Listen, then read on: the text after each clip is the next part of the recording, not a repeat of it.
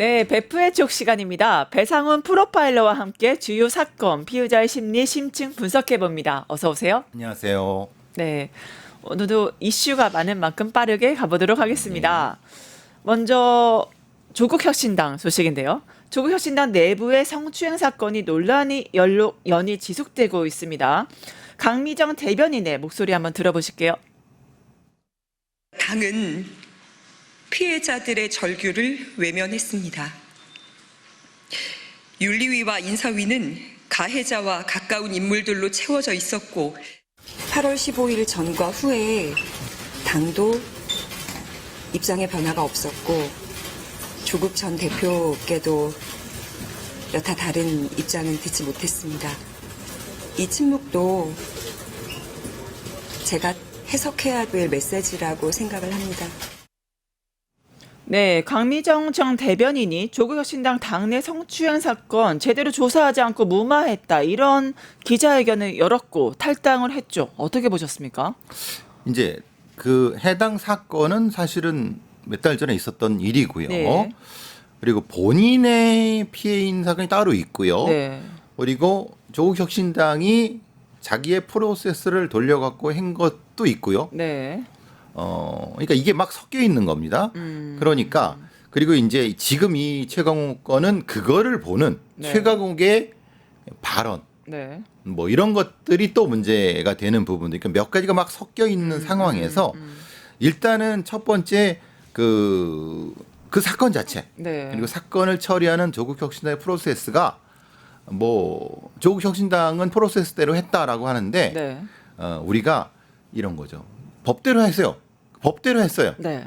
근데 사실 법대로 했다는 것 자체는 너무 말 자체가 정치인들이 할 말은 아니에요. 네. 말하자면 그 사법을 하는 사람들이 법대로 했다는 말은 되는데 네. 정치인들이잖아요. 그거는 법대로 하는 것을 넘어서서 피해자와 공감하고 가해자에 대한 어떤 조금 더 이런 제재를 하는 모습이라도 보여주는 그러니까 그 이 공감하는 자기 위치가 어떻다 하더라도 이런 부분은 조국 혁신당의 프로세스와는 달리 네. 매우 없었다. 그럼 많은 사람들이 동의하는 거죠. 네. 프로세스는 있었다고 얘기하는 거고, 그러니까 말하자면 가해자를 제명하고 피해자 뭐하고 막 했다고 하는데, 근데 그 부분에 대한 문제들, 그러니까 이게 사실은 두 가지가 섞여 있어서 그런 거고요. 네. 그러니까 강미정 전 대변인은 프로세스가 문제가 아니라 프로세스도 부실했다는 주장이지만 어쨌든 있지만 거기에 있는 여러 가지 면에서의 부실한 대응, 처리 이런 것들이 자신을 실망시킨 거고 결국은 조국이란 실질적인 오너한테 여러 통로로 전달을 했지만 무시당했다. 그래서 나는 이렇게 할 수밖에 없었다. 그리고 결정적으로 자신과 굉장히 방송도 같이 하고 가까웠던 최강욱이라는 사람이 설마 그런 얘기를 했을지 몰랐다라고 하면서 그것이 트리거가 돼서 네. 탈당하게 되는 이런 과정이었던 것 같습니다.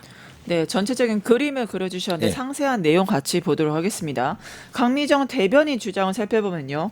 당이 피해자들의 절규를 외면했고 2차 가해를 했다.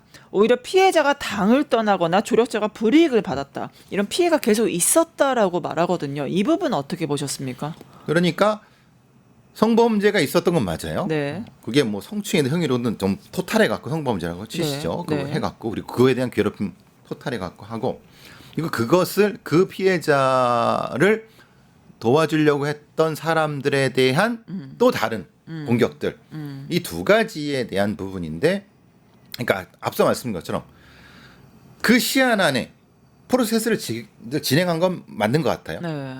그런데 문제는 우리가 어떤 프로세스를 진행한다 하더라도 네. 그것이 딱 정해지지 않았다 하더라도 무엇인가 이게 피해자를 위하는 것이다 아니면 이게 그냥 어쩔 수 없이 하는 이건 누구도 느끼잖아요. 형식적인지 형식적이라는 진정성이 거죠. 예. 있는 건지. 그러니까 강미정 입장에선 그건 거죠. 내가 동지라고 생각했던 사람들이 네. 저렇게 남처럼 느껴져? 그게 뭐냐? 결국은 피해자들의 절규를 외면한 것이 아니냐? 네. 왜냐? 동지라고 하면은 좀 더 따뜻하고 공감을 가지고 적극적으로 해결하려고 했어야 되는데 그냥 뭐 딱딱딱. 그리고 실제로 도와줬던 사람들은 이게 아니라 다른 걸로 자른 거야 라고 해버리니까 그건 말이 안 되잖아. 결국 이런 부분인 거죠. 네. 팩트와 감정과 정치적 영역이 막 섞여 있지만 네. 제가 보기에는 네. 조국 혁신당이 누가 이 일을 이제 프로세스를 진행했는지 모르지만은 굉장히 부적절하고 성의 감수성이 매우 부족했다. 이거는 여기까지는 명확한데 그게 법을 어겼냐 마냐 그런 문제는 아니고. 네, 예. 네. 그러니까 피해 사실이 있었고 거기에 대해서 뭐 진상 규명을 하거나 조력하는 단계에서 좀 절차상의 문제뿐만 아니라 진실성 측면에서도 좀 약간 문제가 있었다. 그렇죠. 그 부분까지는 많은 사람이 동의하는 부분 같아요. 예. 네. 그리고 또 강미전 조국혁신당 대변인 측 말을 들어보면요, 본인도 성추행을 당했다고 합니다. 특히 강제추행 피해를 본 날이 조국혁신정책연구원장 유죄 확정 판결을 받은 날로 이제 알려져 있어요. 그러니까 그날 이제 너무 뭐 당원들이 실망해서 네. 뭐 힘이 처져하니까 으쌰으쌰 해보자라고 해서 회식하고 네. 그리고 이제 뭐 노래방 갔는데 그때 이제 자기도 그 범죄를 피해를 당했다라고 네. 얘기하는 거고 실제로 그 증거는 여러 가지가 있나 봅니다. 그러니까 이걸 보면은 앞에 것도 그렇고 이것도 그러면 이 도쿄혁신당의 당원들의 이런 성의 감수성이 너무 떨어지는 거 아니야? 이런 느낌들이 보이는 거예요. 물론 두 사건만 가지고 그렇다고 뭐 이제 너무 일반화하는 뭐 것도 있지만은 사실 지금 보면 너무 이상하잖아요. 네. 왜? 아니 그날이 실질적인 오너가 유죄를 받은 날인데 징역 2년이 확정된 날이었죠. 날인데 네. 어떻게 그런 일이 있을까? 그러니까 좀 저도 깜짝 놀란 거죠. 아마 그래서 네. 강의정 전 대변인도 충격을 많이 받으신 것 같아요. 그런데 본인 얘기는 이거예요. 그럼 왜 문제 제기 바로 못했느냐라고 하는 거죠. 근데 그건 우리가 늘 봐왔던 거 아닙니까? 왜 피해자다움이 없다는 그 얘기잖아요. 항상 피해자 다음을 왜냐하면 요구하죠. 아니 생각해보면 그날 내가 이걸 당했다고 하면은 오늘 조국이라는 사람이 이 피해를 당하고 있는데 왜 이런 당연히 그런 압박이 들어올 수밖에 없는 상황이라는 네. 걸 그러니까 피해자임을 본인이 증명하라. 이건 또 2차 가해죠. 그러니까 그런 상황이었던 것 같아요. 결국엔 근데 조국혁신당 측 얘기를 들어보면요, 우리는 피해자의 그런 요구를 듣고 절차대로 진행했다 이렇게 반응하거든요. 뭐 제가 앞서 말씀드린 것처럼 절차대로 안 했다는 거 아니에요. 했다는 거죠. 그러면 성인지 감수성이 좀 결여돼 그렇죠. 있다. 예를 들면 그 시한 내에 했고 다 했어요. 그런데 이제 우리가 생각해보면 이런 거잖아요. 피해자와 가해자가 있는데 피해자는 절차대로 하는데 절차의 제일 앞부분에서 잘라버리고 네, 가해자는 절차대로 했지만 절차의 마지막 부분에서 잘라버렸으면 네, 그럼 이게 같이 한 건가요? 형평이 안 맞는 거잖아요. 네, 네. 그리고 우리가 2018년도에 미투 운동 이후에 피해자 성의지 감수성의 피해자 보호라든가 이런 것들이 엄청나게 많이 얘기가 되고 있어요. 근데 조국혁신당 정도라고 하면 올 네. 거꾸로 네. 뭐 다소 어떤 논란이 있을 수 있지만은 피해자에 대한 보호가 우선이 돼야 되는 거 아니냐. 네. 근데 여기선 그러잖아요. 우린 절차대로 했어. 뭐가 문제야? 라고 이렇게 하는 건 설사 이렇다 하더라도 이렇게 얘기하면 안 되죠. 그러니까 우린 절차대로 했으면 본인들이 검사들 욕하는 거랑 뭐가 달라요? 네. 검사들도 그러잖아요. 우리 법대로 했다 그러잖아요. 네. 그러니까 이거는 제가 여기까지 말할 건 아니지만은 이건 너무 유감입니다. 오히려 조국혁신당의 이 공식적인 말 자체가 제가 더 유감입니다. 네, 그것뿐만이 아니라 이제 강미정 대변인이 조국 원장이 이걸 알고 있었다라고 던졌어요. 결국에는 이 성비위를 폭로를 했고 여기에 대해서 조국이 알고 있었다까지 얘기를 했는데 실제로 조국이 알고 있었을까요? 모르겠습니까? 자기가 실질적 오너인데. 아, 근데 이제 물론 수감 중에는 알러도 심리적으로 좀 힘들어서 못했다는 게 이해될 수 있다고 쳐도 네네. 지금 나온 지가 벌써 보름? 네. 적어도 뭐 그렇죠, 보름 2주는 됐죠. 됐죠. 네. 그리고 활발하게 활동을 하셨잖아요. 네. 만약에 그게 아니라 그냥 뭐 조금 다른 일로 뭐 외국에 나가셨거나 이렇게 되면 모르지만은 정치 현안에 대해서 직접적으로 이제 찾아뵙고 많이 했는데 다른 사람들도 네. 근데 본인이 만든 당이 상당히 내부적으로 당원들끼리 충돌이 벌어지는 상황에서 어떻게 보면 이게 더 우선순위가 아니어야 됐냐 이런 안타까움이 있죠. 제가 보는 조국이라는 사람이 본인이 엄청나게 피해자라고 하잖아요. 네, 그리고 그렇죠. 실제로 피해를 본 측면도 있고 네. 그걸 부정하지 않아요. 네. 그러면 적어도는 피해자의 공감이 더 있어야 되는 거 아닌가요? 그게 좀 안타까워요. 본인이 피해자인데 피해자에는 공감이 없었다라고 보시는군요. 특히 조국 원장은요, 당시 당적 박탈 상태라서 개입이 어려웠다. 더 서둘렀어야 됐다. 이렇게 입장을 발표합니다. 아, 근데 제가 계속 말씀드리잖아요. 공식적인 절차 다 했어요. 다 절차했어요. 네. 그리고 물어봐도 난 조국이라는 사람이 난 조국혁신당 당원이 아니야. 그러니까 네. 내가 못해라고 하면 세상 누가 그걸 믿겠습니까? 네. 말이 안 되잖아요. 그러니까 법적인 것과 정치적인 영역을 이분들이 필요할 때는 분리시키고 필요할 때는 이러니까 이게 그 욕을 먹는 거 아니겠습니까? 이 부분에 있어 아전인수를 하고 그렇게 있죠. 되는 거죠. 자기 입맛에 맞게끔 말하자면 본인들이 검사 정권을 비판하는 데는 검사들이 아전인수로 자기 입맛대로 하는 거 아니냐라고. 그러니까 다른 어떤 상대를 적대시하면서 본인도 닮아가면은 이거는 사실은 문제가 있죠. 그러니까 아닐 거라고 저는 계속 믿고 있고 조국이 그런 사람이 아니라고 저도 믿고 싶지만은 이런 얘기를 굳이 할 필요가 있었느냐? 당적 발당에서 할 수 없었다라고 할 필요가 있었느냐? 그러니까 미안하다. 오늘 나온 것처럼 네. 미안하다. 유감이다. 그리고 내가 빠른 시일 안에 이렇게 먼저 놔야 되는 거 아닌가요?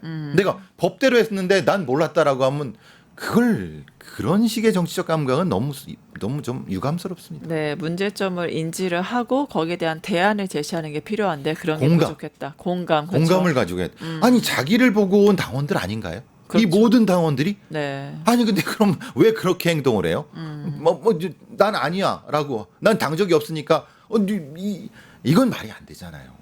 말 그대로 당 이름이 조국 그렇죠. 혁신당이니까요. 그러니까요. 이게 좀 안타깝습니다. 네, 이 와중에 최강욱 민주당 교육연수원장에 대한 논란이 불거졌습니다. 관련해 같이 녹취 들어보겠습니다. 나는 누구누구가 좋은데 저희가 하니까 저 말을 맞는 것 같아. 이건 아니죠. 그건 자기 생각이 아니잖아요. 그 개돼지의 생각이죠. 예, 조국혁신당의 성비 논란에 대해 문제를 제기한 사람을 향해서 개돼지라고 표현한 건가요? 이건 어떻게 보셨습니까? 조금 이제 그 원래 최강욱 의원장, 그러니까 지금 원장이라고 해야 되죠. 원장의 말버릇이 네. 막 이 앞뒤가 좀 섞입니다. 아, 그러니까 명확히 뭐 개돼지란 걸 이렇게 다이렉트하게 한 건 아닌데 듣기에 따라서는 그 듣는 부분에 따라는 분명히 그렇게 연결이 되는 건 맞는 것 같아요. 네. 저도 여러 번 들어봤는데 네. 그러니까 이런 거죠. 말하자면은 네. 이런 겁니다. 이렇게 큰 일이 많은데 자기가 보기에 이렇게 하찮은 일을 가지고 왜 싸워? 나 같으면 그러지 않겠어.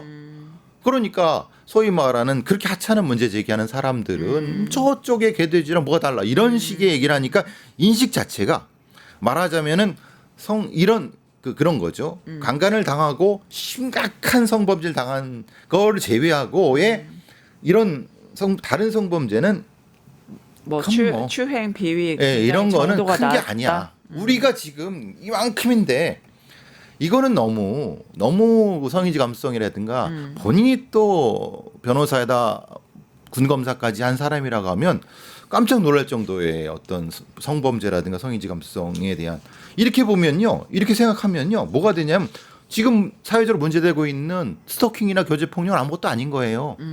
그렇죠? 아니 이게 강간을 많이 당하고 있는데 그게 뭐야라고. 아니 사회적으로 윤석열이 문제지 그게 뭐가 문제야 이렇게 얘기 있잖아요. 네. 그런 식으로 치환될 수 있다. 그렇죠. 그건 막 아니죠. 그러니까 그리고 또 최강욱이라는 사람이 그냥 일개 유튜버라고 하면 그냥 네. 그럴 수 있어. 근데 집권당에 중요 당직을 맡은 사람이잖아요. 대변인이죠. 아니 그죠. 대변할 수 있죠. 네. 원장이고 네. 대통령께서도 그 자리가 그만큼 중요하다고 말씀을 하신 적이 있고 네. 그렇기 때문에 정청래라는 사람이 거기에 그 사람을 했는데 그 사람이 그렇게 해버리면은 집권당은 뭐가 되면 대통령은 뭐가 됩니까? 이건 전문 감각이 너무 없는 거고 너무 부적절하죠. 부적절한 정도가 아니라 이건 잘못한 겁니다.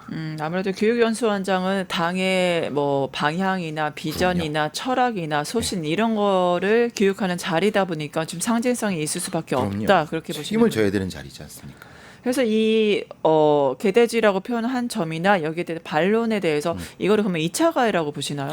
그 2차라는 게 그거죠. 말하자면 여러 가지 면에서 이제 그 피해자 그런 이제 이런 거죠. 자기도 그걸 사건 내용을 모른다고 계속 전제하면서 해요. 그럼 모르면 얘기하지 말았어야죠. 근데 전체적으로 그 모른다고 하면서도 이런 거잖아요. 네. 작은 사건과 큰 사건을 대비하면서 큰 사건이 중요해. 작은 사건은 그렇게까지 할 필요 없어. 이런 식의 얘기잖아요. 네. 그거는 당연히 2차 가해죠. 왜냐하면 그 피해자분들은 얼마나 고통스러웠는데, 그리고 그거를 보호하기 위해서 또 했던 사람들이 또 고통을 당했고, 그리고 그것 때문에 강미정이라는 사람이 자기랑 방송 같이 한 사람이 또 고통을 받았는데 네. 이거를 다 깡그리 무시대하는 거잖아요. 네. 그런 이제 상징성 있는 위치인데 사실 이번이 처음이 아니라 과거에도 어떠한 많은 발언들로 인해서 논란이 됐잖아요. 그렇죠. 그렇기 때문에 사람이 아시지만 한번 어떤 설화로 실수를 하면 굉장히 말조심을 하고 더 이상 이제 반복을 안 하도록 노력을 하시는데 왜 이런 일이 반복될까요? 그분이 야인이 되면서 유튜브도 하시고 네. 매불쇼 같은 나오면서도 네. 말씀이 좀 재밌게 하시고 네. 그 검사들의 일화 야화 같은 것들을, 나쁜 그런 것들을 많이 제기하시면서 상쾌감, 통쾌감을 주는 그런 말버릇에 익숙한 것 같아요. 시원함을 주는 그렇죠. 근데 문제는 거기에는 본인 스스로도 쉽게 말하면 우리가 이게 많이 하죠. 서운함이라고 하잖아요. 네. 그 사람이 서운함 아닙니까? 서울대 50대 남자잖아요. 서울대 출신이고 서울대 출신 50대 남자잖아요. 아, 그래서 서울나. 흔히 말하는 본인도 기득권을 가지고 있는 꼰대라는 것을 스스로 인지하면서 항상 소수자라든가 본인이 보듬어야 될 사람들을 말조심했어야 되는데 네. 그냥 가버리니까 그 말버릇이 여기까지 가버리는 거라고 저는 생각하거든요. 그러니까 정치인은 적어도 그 부분은 스스로 조심했어야 되는데 네. 스스로에 대한 부분은 좀 약한 것 같다. 그러니까 크게 터트리고 뭔가 뭐 저기 그 염사 정권과 싸우는데 큰 건 저도 충분히 이분이 역할이 있다고 생각하고 저도 네. 이분의 그런 것들은 좋아하지만은 살펴야 될 것들을 살피지 못한 것도 분명히 부정할 수 없다. 결국에는 이 2차 가해 의혹에 대해서 민주당의 정청래 대표가 움직였습니다. 진상 조사를 하라고 했는데 좀 지켜봐야 될 것 같은데 뭐 사과는 했지만 이제 진상 조사도 들어가고 이 피해자들한테 좀 뭐 위로가 될까요? 어떻게 될 것 같으세요? 본인은 정치인이잖아요. 네. 그러니까 이게 법적인 문제가 아니라 정치인이잖아요. 그러면은 정치인에 맞게 그리고 집권당의 당직자에 맞게 적절한 사과라든가 아니면 사후 조치가 필요한 부분이라고 생각합니다. 그거는 정청 대표가 잘 아시겠죠. 네. 거기에 많이 그래서 진상 조사를 지금 이제 들어가라 지시를 했으니까 앞으로 향후 방향들 네. 좀 지켜봐야 될 것 같습니다. 다음에 넘어가도록 할게요. 주제 이제 김건희 씨인데 특검의 소환 통보를 받은 한학자 통일교 총재가 결국엔 서울 아산병원에 입원했습니다. 이거 너무 전형적인 패턴 아닙니까? 어디 뭐 서희건설의 그 회장님도 갑자기 휠체어를 타셔갖고 그렇죠. 깜짝 놀랐어요.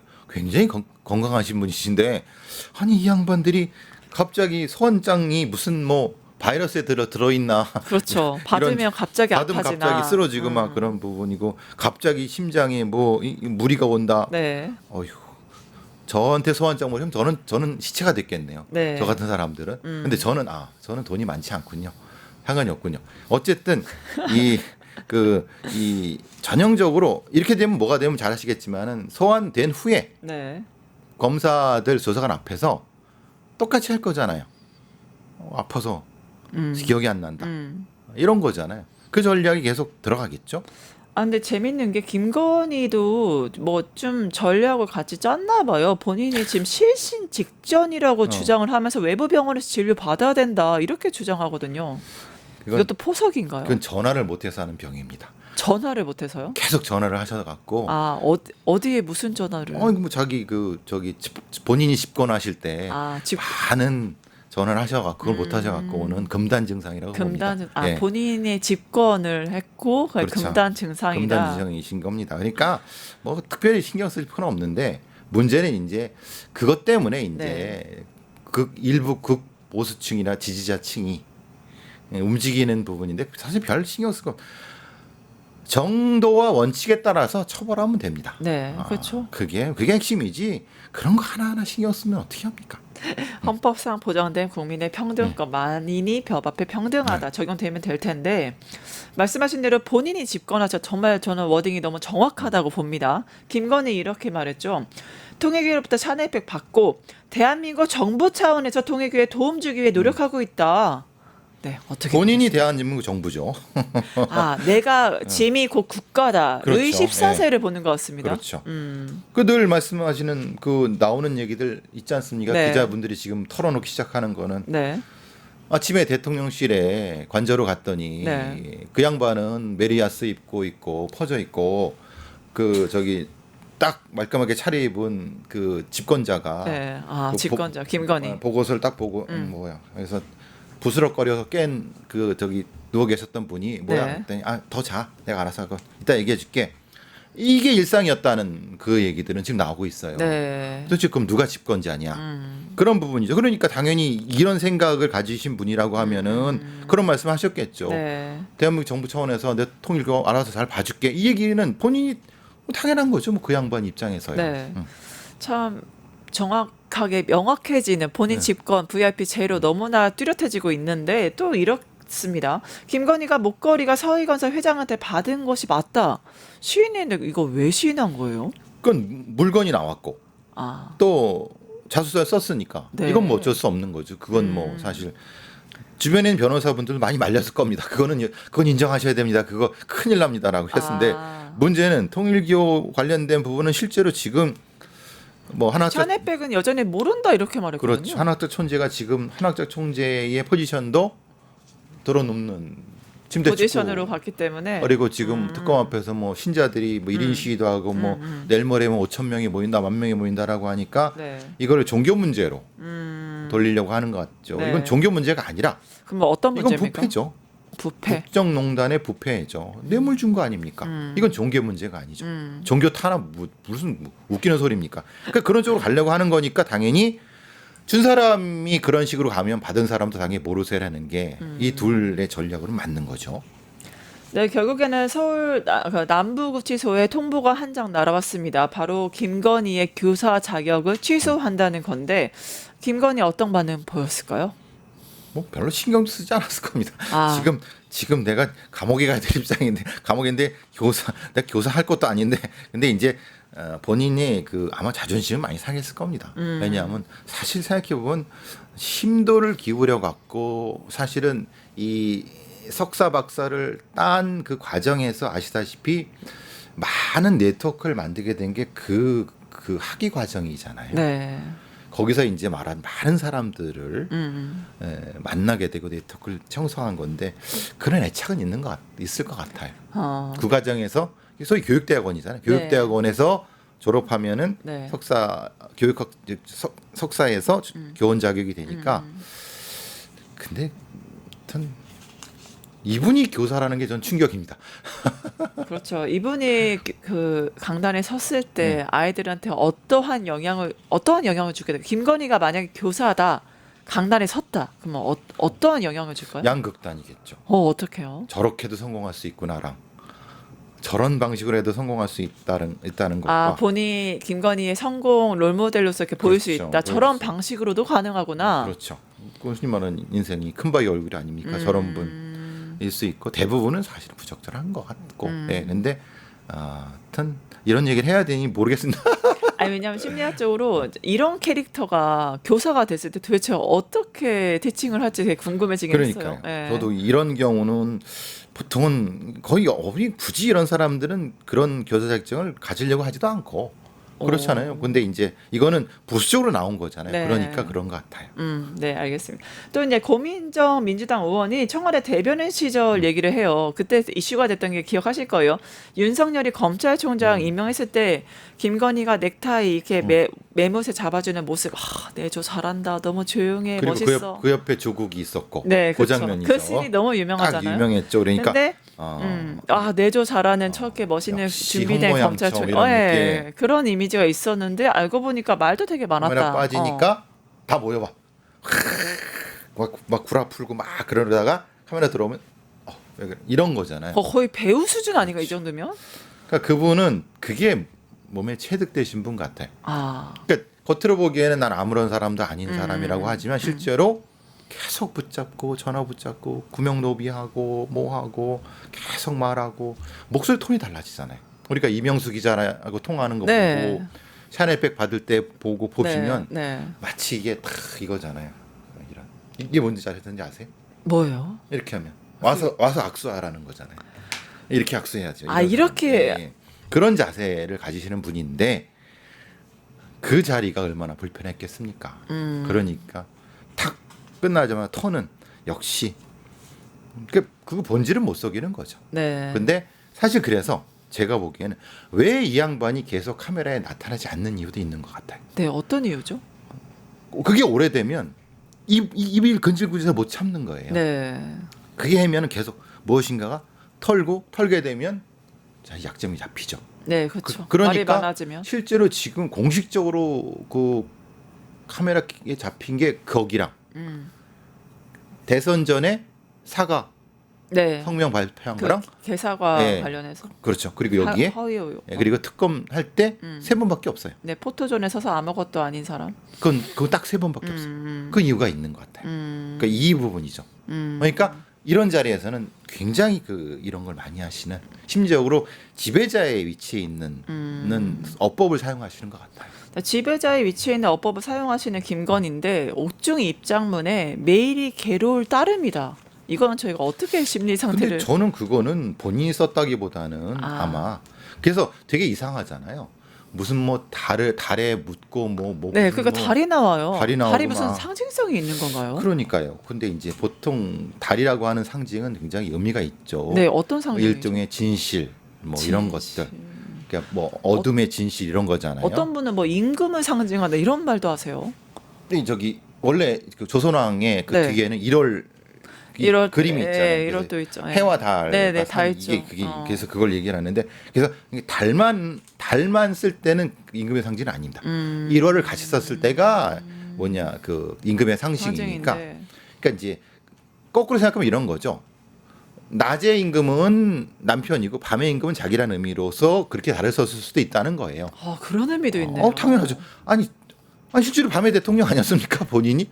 그건 네, 누가 밤의 부정 못하는 네, 거잖아요. 맞아요. 그러니까 얼굴로는 남편이 대통령이지만 실제로 본인이 밤의 집권자였던 거는 밤의 대통령이니까 그래서 계속 의미가 해석하면 그런 것 같은데 그럼 뭐 그거보다는 사실 굉장히 이미지 정치를 많이 하시는 분이니까 그런 얘기를 많이 하는 것 같아요. 또 윤석열, 김건희 짝꿍이죠. 넘어가도록 할 텐데 윤석열의 인권이 침해됐다는 제3자 진정 인권위에 100건 이상 접수됐습니다. 이건 좀 어떻게 보셨어요? 일종의 사라져가는 영웅이죠. 그분들한테는 네. 우상이기도 하고 사라져가는 우상에 대한 마지막 남은 집착 같다는 생각 들어요. 네. 그러니까 이제 이런 형태로 사실 이 인권위의 진정이라고 하는 건 진짜 힘없고 약한 사람들을 위해서 그렇죠. 최후로 인권위를 두들겨야 되지 맞아요. 않습니까? 목소리 없는 사람들이 최후로 갈 수 최후죠. 있는 곳이죠. 그 전에는 법원에 문을 두드리고 법원도 역시 버린 사람들을 그러니까 국가인권이 그만큼 진짜 타락한 거죠. 국가인권이.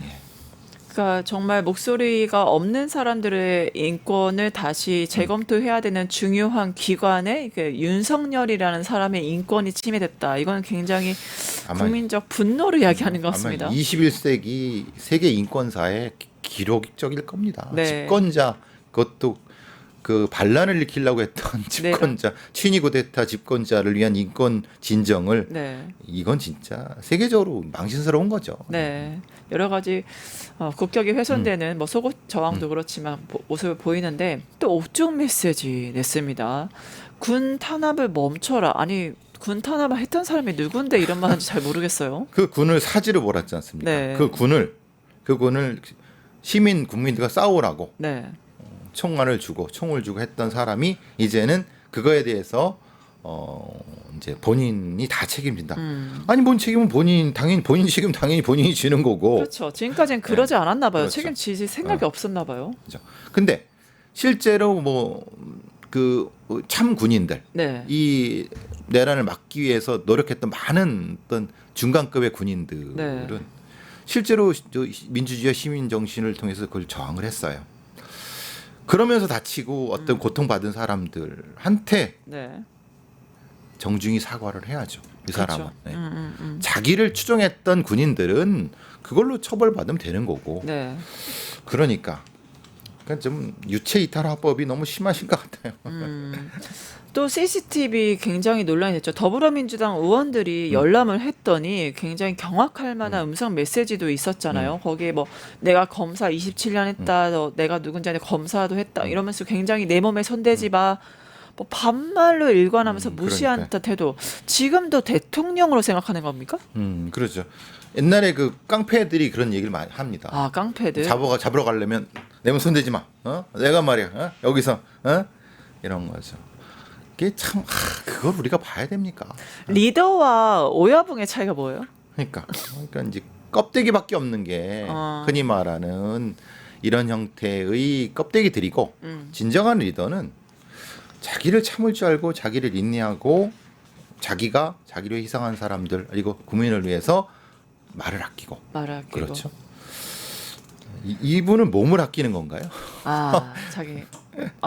보니까 철저히 자기 중심적인 사고가 아닌가 싶긴 합니다. 대통령 한 번도 진짜 대한민국 대통령이었던 적이 없었던 사람이 아닌가 그런 생각도 그렇죠. 드네요. 지금 윤석열은 또 영치금 굉장히 또 화제가 되고 거의 3억 원이 모였다고 하고 이체만 70번 넘게 했다고 하죠. 뭐 변호사비라던가 치료비 뭐 대납했다고 하는데 다 뭐 해결 원샷으로 하려고 했던 겁니까? 변호사비가 왜 필요하죠? 법정에 안 나가시는데 이것도 웃긴 얘기고. 네. 치료비라고 하는데 실제로 그렇게 아프시지도 않다면요. 도대체 이게 왜 이런 걸 할까라는 게 그러니까 만약에 진짜 본인이 탄압받는다고 하면은 영치금도 받으면 안 되죠. 그렇죠. 그렇죠. 내가 여기서 이 정권의 탄압으로 하면 내가 여기서 버티겠다라고 해야지 맞는 거죠. 그러니까 앞뒤가 안 맞는 거잖아요. 돈은 돈대로 받고 말은 말대로 하고. 그러니까 글쎄 이게 후원금 장사를 한 게 아닌가. 그러니까요. 그래서 계속 그런 거죠. 왜냐? 정작 자기 부인은 왜 얼마 내지도 50만 원 입금했고 그러니까요. 장모는 100만 원 입금했어요. 그러니까요. 네. 아니 무슨 동네 좀 되게 불쌍하게 보는 저기 강원도 속초의 어떤 분이 200만 원을 영치금으로 보내셨다고 그러더라고요. 아, 그래요? 네. 이 사람한테 왜 그래? 불쌍해 보이잖아요. 그런 사람도 200만 원을 보내는데 가족이 네. 그게 되게 이상하잖아요. 네, 50만 원 보내셨죠. 그러니까 그러면 이 영치금의 용도가 뭔지를 가족들은 안다는 거잖아요. 실제적 후원금이었다. 그렇죠. 네. 그리고 이 CCTV에서도 봤지만 젊은 교도관을 굉장히 심하게 겁박하는 모습. 여전히 뭐 대통령이나 검사라고 생각하는 허세죠, 건가요? 허세. 허세이고 진짜 젊은 교도관들이 뭐가 잘못이 있습니까? 그렇죠. 그 법대로 하고 그 법은 본인이 네. 검찰총장 대통령이면서 했던 그대로 최서원 씨한테 했던 방식대로 그대로 하는데 본인이 그 전례를 만들어 놓고 본인을 안 지키고 네. 그리고 했더니 나는 최순실과 달라라고 했더니 뭐가 달라요? 이게 전직 대통령으로서의 국가적 위신에 대한 너무나도 부끄러운 상황 때문에 좀 안타깝습니다. 네. 지금 최근에 떴는데 최강욱 2차 가해 논란에 대해서 최강욱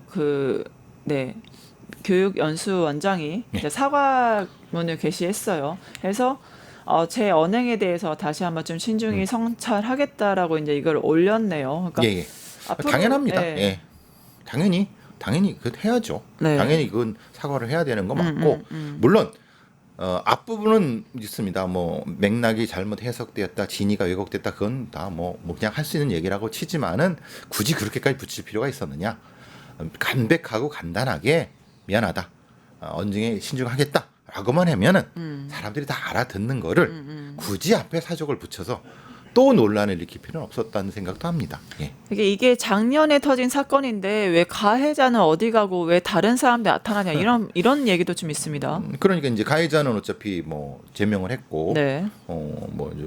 조국혁신당의 입장은 그거 같아요. 거기는 이미 끝난 일이다. 끝난 일이다. 일이다. 그래서 가해자가 지금 보이지 않는 건가요? 그렇죠. 그리고 그렇게 되는 것 같아요. 어. 근데 그분들은 조국혁신당이 착각하시는 거는 네.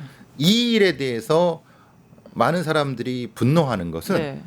그게 아니라 가해자의 가해 행위 플러스 그것도 분노하지만 그걸 처리하는 조국혁신당의 프로세스에 문제가 있다는 걸 분노하는 거예요. 네. 명확히 아셔야 되는 거예요. 그걸 헷갈리면은 그건 정치적 감각이 없으신 거죠. 그리고 성의지 감수성도 없으신 거죠. 네, 결국에는 현 사안들 계속 지켜봐야 되겠고 이제 또 네. 그런 과거 발언들 때문에도 여러 가지 문제점이 좀 되고 있는 것 그렇죠. 같아서 예. 앞으로 향후에 어떻게 뭐 심심한 사과라고 했지만 향후에 어떻게 대응을 할지도 오늘 조국혁신당이 다른 입장을 낸다고 해요. 아. 오늘 아마 저기 아마 10시쯤에 이제 공식적으로 최고위원회를 통해서 네. 아마도 전체적인 형태의 오늘 조국 그 원장도 아마 어제 밤인가 오늘 새벽인가 네. 입장을 또 올리신 것 같아요. 네, 네, 네. 관련해서 조금 다른 입장을 올리셨는데 정리해서 네. 조국혁신당의 대표가 토탈해서 깔끔하게 사과하고 그리고 이렇게 하는 게 낫지. 더 끌어봤자 누가 손해입니까? 그렇죠. 그리고 강미정 대변인 전 대변인에 대한 위로 네. 그리고 사후 조치. 아니 조국 까놓고 얘기해서 결국 조국 전 대표는 지금 소위 말하는 제가 모르긴 몰라도 큰 꿈을 꾸시는 분 아닌가요? 네. 큰 꿈을 꾸시는 분이 왜 이 사안을 이런 식으로 처리하는지 저는 이해를 못 하겠어요. 성인지 감수성 우리가 많이 해왔던 여러 가지 일들을 거기에 맞게끔 하면 되잖아요. 지금 2030에 대한 발언들과 이제 이 사건이 계속 대두되고 있는 거네요. 그러니까요. 왜 논란을 더 물리고 왜 이렇게 사람들을 배제하는 쪽으로 가는지 모르겠어요. 크게 원칙에 맞게 네. 피해자와 같이 하면서 그게 큰 꿈을 꾸는 사람이 길이 아닐까요? 저는 그런 생각을 합니다. 조국 전 대표를 응원하는 입장에서 네. 네. 큰 꿈을 꾸는 사람의 큰 길을 가야 된다라고 그렇죠. 크게 말씀드렸습니다. 가시길 바랍니다. 네, 앞으로 조국혁신당 행보 계속 지켜보도록 하고요. 지금까지 베프의 촉 배상훈 프로파일러와 함께했습니다. 함께해주신 프로파일러님 감사합니다. 감사합니다.